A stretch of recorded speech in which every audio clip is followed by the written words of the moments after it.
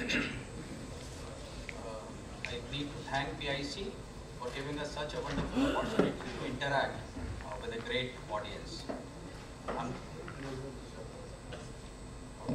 I'm Rakesh Gupta from Golden Hive Foundation, Lucknow. And we are here to change people's perception about the honeybees. We have given ourselves a mandate to create awareness about the amazing role of bees and about honey, and to impart training in the correct processes of beekeeping and to innovate if necessary. The subject of our discussion today is the Apis cerana bees, which is an Indian bee, indigenized bee. A myth was created and perpetuated over the years that beekeeping with Apis cerana, which is an indigenous bee, is not economically viable. With the result of this myth, there was general waning of interest in beekeeping with Apis cerana, and gradually a not very serious attempt was made to work with the honeybees. Now, we are working with the Apis cerana, and I'll tell you why it is important to work with them. There's a indifference towards Apis cerana because there has been a decline in its population over the years. Right from 1980s, when there was a sackroot disease, the colonies have gone down to 20% of their population. But it is important to work with them because there are vast areas in India, vast agricultural tracts, which require these pollinators, and even the nectar potential, the honey potential as we say, is underutilized or absolutely unutilized. So we are losing that gift from the nature. As I said earlier, it provides excellent pollination services, which increases crop productivity and gives indirect benefit to the ecosystem. Produces very good honey, and it has evolved and adapted to work in very difficult situations also. Does not require maximum care, does require very minimum care, but an informed care. Now, my idea is to set up bee banks because there's a large demand and supply gap between what is available and what is they require. Now, these bee banks will act as centers of excellence where we will generate, propagate good quality Apis cerana bees and ensure their availability off the shelf like any other agricultural commodity. Today the situation is, if I want to work with Apis cerana and I'm not getting the bees, so over a month or two I'll wait, and then my interest will go down and I'll forget about this venture. So that is the situation that we need to reverse. We need to impart training in the correct processes so that we have a successful venture and one success story which can be replicated.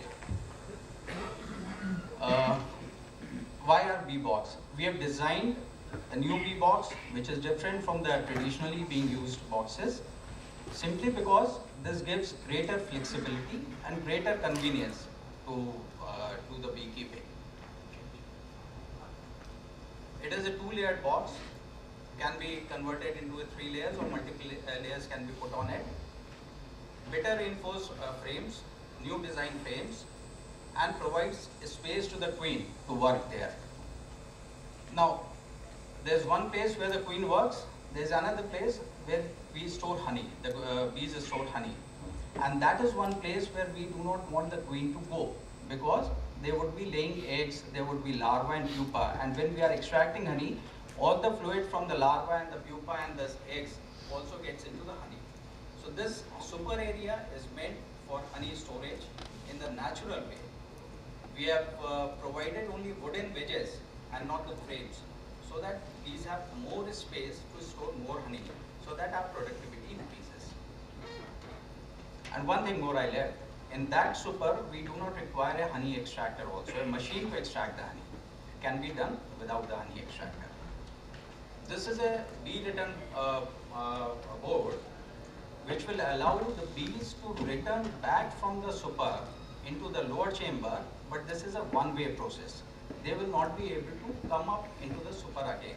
So when we want to extract the honey, we put this board so that in 2 hours, 3 hours, all the bees come down and the entire super area is free of bees, so that only honey is extracted and there is no damage to the bees, eggs, larvae, nothing. Absolutely convenient design. You are providing for ventilation, insulation, in extreme weather conditions, whether it is 0 degree or 47 degree. Inspections, external inspections without any disturbance to the bees, and migrations also are possible. You can take the bees to 1,000 kilometers also. The possibilities. Skill generation and livelihood opportunities can be immediate. Immediate income generation is possible, maybe lead time of 1 month to about 3 months, depending on the floral availability. Production and collective marketing of finest source-specific honeys, because they are distributed all over across villages in India. I would, on a conservative estimate, put it at 15 kgs per box into 200 rupees per kg. That will give you a return of 3,000 rupees per colony. Bee breeding is another aspect which gives you revenue from this activity. 1 multiplied by 1, so you have additional box and that will sell for 3,500 rupees, another revenue head. Agricultural productivity, as I said, because of indirect pollination services, that is indirect cost, the indirect revenue that we are getting. So in effect, a bee box with good strong bees costing about 8,000 rupees with training and long distance support later on also will get you a return of INR 6,500 in a year, and that will be year after year. Why good? See, we are willing to work anywhere for everyone, in remote areas, in with the tribals, with the farmers, with the hobby beekeepers, to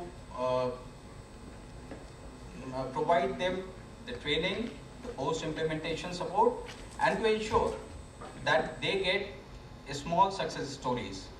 They are not left to themselves after we have made the training part or we have made the awareness part of it over. That's it. Thank you. The last one, Bhavani.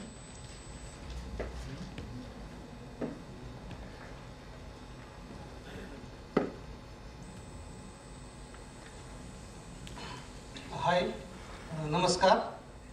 So this is my last presentation. So I want to just give relief to everybody from morning. This is my, I think it's a 21st presentation which I am doing. My name is Upmanyu Patil. I am working with Swayam Shikshan Prayog, SSP NGO from last 22 years. And SSP has promoted the organization called Sakyonic Rural Enterprise, in short is SURE, in 2009. This is mainly in the business language. It's a rural distribution and marketing company, but which works with 1,000 women retail entrepreneurs at the rural Maharashtra and Bihar, and mainly marketing the clean energy, water sanitation products. This is, it's like we train these women how to market the products. Before that, it's mainly talking about the problems related to water sanitation and energy together. So after training, then we have large corporates and manufacturer types for those products. The products are mainly clean cook stoves, solar products, biogas, water purifiers, and so on. And recently we introduced the precast cement concrete toilets, where we incubated the local women as manufacturers and also the lead generator in the market. And we tied up with the Swachh Bharat Mission, where SSP as our parent organization, Swayam Shikshan Prayog, is a key resource agency to Government of Maharashtra in both rural and urban sanitation program. So primary objective of forming this organization is giving a livelihood opportunity to rural women, which live in the rural sector, which is not available at all, and a platform where they can interact the large manufacturing companies. Till date, we sold around 220,000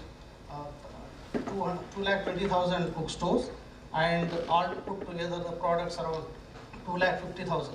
The clean cook stove, which is the majority product we sold, because we have been part of co-creating that product with BP Energy, British Petroleum company, for cooking solution. And then we added, it's become a multi-product channel in the rural areas. Thank you.